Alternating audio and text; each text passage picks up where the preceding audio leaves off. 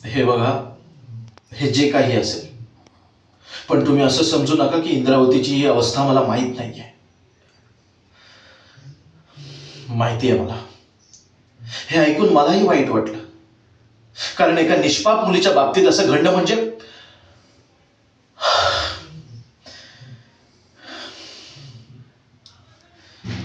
पण इंद्रावतीची ही अवस्था मी समजून घेतली आहे आणि मला स्वामींवर पूर्ण विश्वास आहे. कारण ते जो मार्ग दाखवतात तो कधीच चुकीचा नसतो आणि नसणारच, हे माझं ठाम मत आहे. आणि इंद्रावतीवर आज जी परिस्थिती आहे ती उद्या असेलच असं नाही.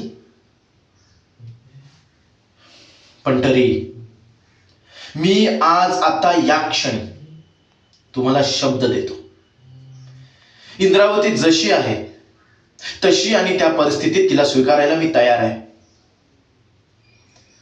हो, मी तिच्याशी लग्न करायला तयार आहे.